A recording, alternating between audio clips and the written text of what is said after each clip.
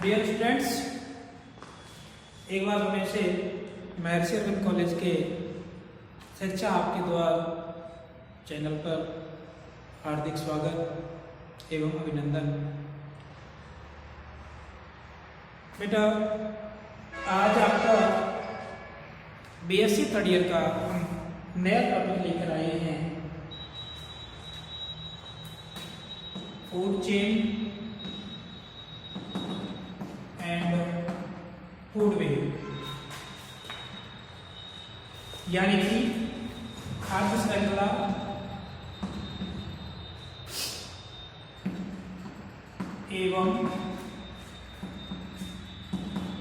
एवं खाद्य जाल।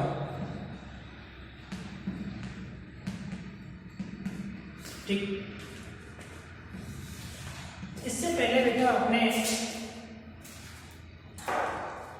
पारितंत्र पढ़ा, इकोसिस्टम पढ़ा। इकोसिस्टम में बेटा आपने जैविक घटक और अजैविक घटकों का अध्ययन किया था। तो बेटा उसमें जो आपने जैविक घटक पढ़े थे, वो जैविक घटक दो प्रकार के थे, आपने देखा। एक तो थे उत्पादक और दूसरे थे उपभोक्ता। दूसरे कौन से थे? उपभोक्ता थे। ठीक, तो बेटा आपने देखा कि जो उपभोक्ता थे ये भी आगे चल के कितने थे? प्राथमिक, द्वितीयक, तृतीयक, उसके पश्चात एक सर्वाही भी होता है, या तृतीयक को हम सर्वाही भी कह सकते हैं। ठीक, ये होते हैं। तो बेटा प्राथमिक जैसे आपने एग्जाम्पल लिया था कीट, जो किस पर आश्रित रहता है? सीधे उत्पादकों पर। कीट को कौन खाएगा? मेंढक यानी तृतीय उपभोक्ता। मेंढक को कौन खाएगा? सर्प। सर्प यानी तृतीय उपभोक्ता। और सर्प को कौन खाएगा? बाज खा सकता है। ठीक है, तो इस तरह से क्या है, ये पोषक स्तर कह सकते हैं। जो जैविक घटकों में उपभोक्ता है, ये प्रथम पोषक स्तर हो गया, दूसरा पोषक स्तर हो गया, तीसरा पोषक स्तर हो गया, चौथा पोषक स्तर हो गया। ये इस तरह से पोषक स्तर है। ठीक है, ये ट्रॉफिक लेवल से। ठीक, तो ये ट्रॉफिक लेवल क्या है? एक दूसरे पर आश्रित है। जैसे कीट पर आश्रित कौन है? मेंढक का। मेंढक पर आश्रित कौन है? सर्प है ना। सर्प मेंढक को खा सकता है, और सर्प को कौन खा सकता है? बाज खा सकता है। बाज को हम सर्वाहारी कहते हैं। ठीक है, तो बेटा इस तरह से जो पारितंत्र है, पारितंत्र में विभिन्न प्रकार के पोषक स्तर पाए जाते हैं।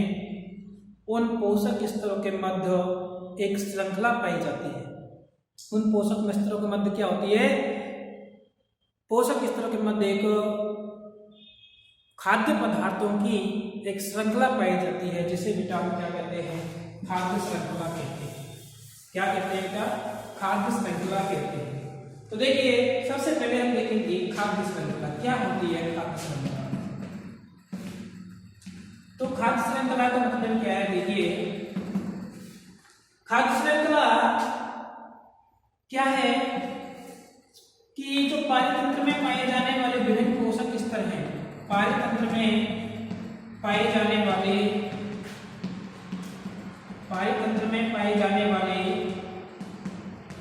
विभिन्न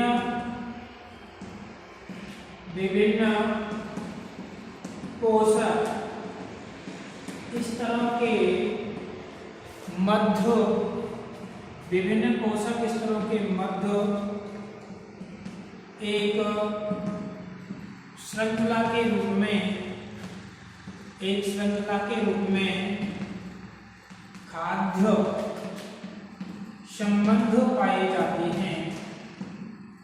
खाद्य संबंध पाए जाते हैं, क्या कहलाती है? खाद्य श्रृंखला कहलाती है। क्या कहलाती है? खाद्य श्रृंखला कहलाती है। ठीक है बेटा, तो खाद्य श्रृंखला क्या हो गई कि जो पारितंत्र में पाए जाने वाले विभिन्न पोषक स्तर हैं, उन पोषक स्तरों के मध्य खाद्य पदार्थों की क्या पाई जाती है? एक श्रृंखला पाई जाती है। वह श्रृंखला क्या कहलाती है? खाद्य श्रृंखला कहलाती है बेटा। जैसे बात करें हम, उत्पादक क्या होते हैं? हरे पेड़ पौधे होते हैं। ठीक है, हर एक पेड़ पौधों को पर कौन आश्रित रहते हैं बेटा? कीट आश्रित रहते हैं, जिनको कीट खाएंगे। और कीटों को कौन खाएगा बेटा? जैसे मेंढक खाएगा, और मेंढक को बेटा क्या खाएगा? सर्प खाएगा, और सर्प को क्या खा जाएगा बेटा? बाहर खा जाएगा। तो इस तरह से बेटा पारितंत्र में ये सारी चीजें पाई जा रही है। ठीक है, तो पारितंत्र में पाए जाने वाले इन पोषक स्तर कह सकते हैं इनको, इन पोषक स्तरों के मध्य खाद्य संबंध पाया जाता है। क्या पाया जाता है? खाद्य संबंध पाया जाता है। और खाद्य संबंध किस रूप में है? श्रृंखला के रूप में है, जिसे हम क्या कहते हैं बेटा? खाद्य श्रृंखला कहते हैं। ठीक, देखिए जो उत्पादक होते हैं, इन उत्पादकों में सर्वाधिक मात्रा में ऊर्जा होती है। कैसी होती है?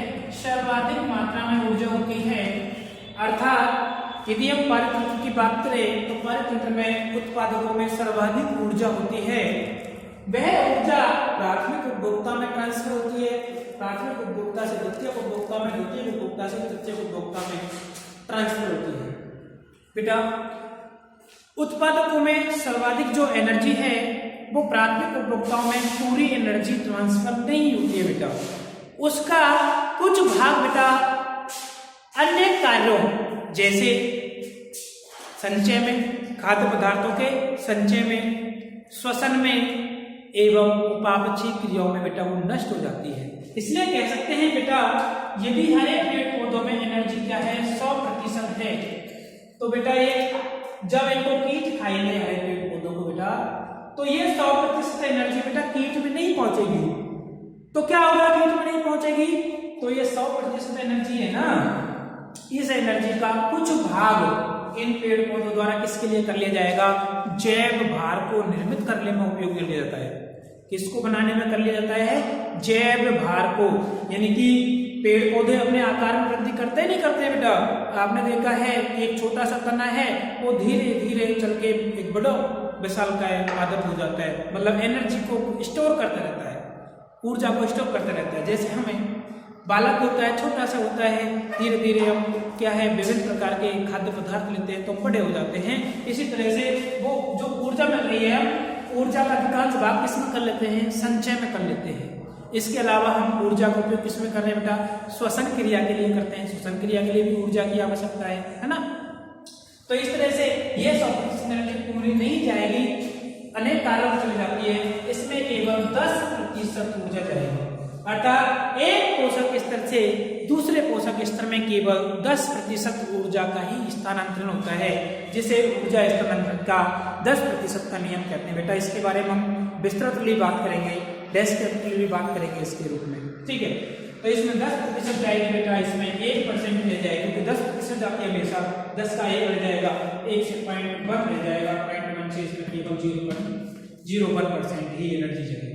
इस तरह से पोषक स्तरों के मध्य खाद्य संबंध पाए जाते हैं, जिसे क्या कहते हैं बेटा? खाद्य श्रृंखला कहते हैं। बेटा ये खाद्य श्रृंखलाएं जो होती हैं ना, ये खाद्य श्रृंखलाएं पारितंत्र में किस रूप में व्यवस्थित होती हैं? खाद्य श्रृंखला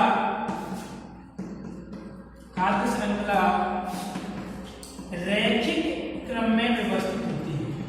किस क्रम में व्यवस्थित होती है बेटा? रैखिक क्रम में व्यवस्थित होती है। रैखिक क्रम में व्यवस्थित होती है। ठीक है, यानी एक श्रृंखला के रूप में व्यवस्थित होती है। तो ये होता है खाद्य श्रृंखला। अब यदि हम बात करें खाद्य श्रृंखला कितने प्रकार की होती है, तो देखिए खाद्य श्रृंखला देखिए जनरली पारितंत्र में खाद्य श्रृंखला है। वैसे तो हम कितने भी प्रकार की बना सकते हैं, परंतु जनरली खाद्य श्रृंखला के 2 प्रकार होते हैं। खाद्य श्रृंखला के कितने प्रकार होते हैं बेटा? 2 होते हैं। एक तो होती है बेटा चारण खाद्य श्रृंखला। एक तो कौन सी होती है बेटा? चारण खाद्य श्रृंखला। और दूसरी होती है बेटा अपरद खाद्य श्रृंखला। दूसरी कौन सी होती है बेटा? अपरद खाद्य श्रृंखला। तो बेटा इनके नाम से स्पष्ट होना चाहिए। ठीक है, पहली कौन सी है? चारण खाद्य श्रृंखला है। इसका मतलब यह है कि वह खाद्य श्रृंखला जो चरने वाले जंतुओं से, यानी कि जो ग्रेजिंग करते हैं, चरते हैं जंतु, उनसे स्टार्ट होती है, यानी वनस्पतियों को जो चारे के रूप में उपयोग लेते हैं उनसे प्रारंभ होने वाली खाद्य श्रृंखला क्या कहलाएगी? चारण खाद्य श्रृंखला कहलाती है। जैसे बेटा बात करें हम कि वनस्पति है, ठीक है, वनस्पति को बेटा किसने खाया? जैसे कीटों ने खाया। वनस्पति किसने खाया बेटा? कीट ने खाया। कीट को किसने खाया? मेंढक ने खाया बेटा। और मेंढक को किसने खाया बेटा? सर्प ने। और सर्प को किसने खाया बेटा? बाज ने खाया। तो इस तरह से ये इसका भक्षण करने से प्रारंभ हुआ है, वनस्पति से प्रारंभ हुआ है। यानी कि वह खाद्य श्रृंखला जो उत्पादकों से प्रारंभ होती है, उत्पादकों में हरे पेड़ पौधे से प्रारंभ होती है, जिन पर कौन आश्रित रहते हैं? चरने वाले जंतु आश्रित रहते हैं, वह खाद्य श्रृंखला क्या कहलाती है बेटा? चारण खाद्य श्रृंखला कहलाती है। जबकि बेटा इसका दूसरा प्रकार है अपरद खाद्य श्रृंखला। ये अपरद खाद्य श्रृंखला क्या होती है बेटा? कि पारितंत्र में पाए जाने वाली ऐसी खाद्य श्रृंखला जो अपरद से प्रारंभ होती है बेटा। अब अपरद क्या होता है? अपरद देखिए, अपरद हम किसे कहेंगे? केवल यहाँ पे हम अपरद खाद्य श्रृंखला में अपरद केवल पेड़ पौधों की टूटी हुई टहनियों एवं पत्तियों से बना जो कूड़ा कचरा होता है उसे हम क्या कहते हैं? यहाँ पे अपरद कहते हैं। इसके अलावा अपरद हम उसे भी कहते हैं जो जीव जंतु नष्ट हो जाते हैं, मर जाते हैं, मर जाने के पश्चात उनका जो कचरा प्राप्त होता है उसको भी हम अपरद कहते हैं बेटा। परंतु यहाँ पे हम क्या पढ़ रहे हैं? अपरद खाद्य श्रृंखला। तो जो मृत जीव जंतु है ना, मृत जीव जंतुओं के अवशेष को अपरद नहीं कहेंगे, अर्थात उसको मृत जीवों के अवशेष को अपरद के रूप में शामिल नहीं करेंगे बेटा। केवल अपरद के रूप में हम कौन को शामिल करेंगे? जो वनस्पतियों के सूखे हुए पत्ते हैं, सूखी हुई टहनियां हैं, वो जमीन में मिल जाएगी, उससे बना जो कूड़ा कचरा होता है उसे ही बेटा हम अपरद खाद्य श्रृंखला के रूप में सेलेक्ट करते हैं, चयन करते हैं। ठीक है, तो अपरद खाद्य श्रृंखला बेटा क्या हो जाएगी? कि ऐसी खाद्य श्रृंखला जो वनस्पतियों के अपरद से प्रारंभ होती है, अपरद खाद्य श्रृंखला कहलाती है बेटा। अब जैसे अपरद का मतलब जैसे अपरद हो जाएंगे, है ना? अपरद किसे कह रहे हैं? वनस्पतियों की सूखी हुई पत्तियां हैं उस पे। अपरद पर कौन आश्रित रहेंगे बेटा? केंचुए आश्रित रहते हैं। अपरद में क्या लगते हैं? केंचुए पाले जा सकते हैं, केंचुए। बेटा इस केंचुए को कौन खा सकती है? मैना खा जाएगी। मैना मतलब चिड़िया, मैना खाएगी इसको, है ना? इस तरह से केंचुए को कौन खा सकती है? मैना खा सकती है बेटा। और मैना को बेटा क्या खा जाएगा? बाज खा जाएगा। इस तरह से बेटा ये खाद्य श्रृंखला कहां से प्रारंभ हुई है?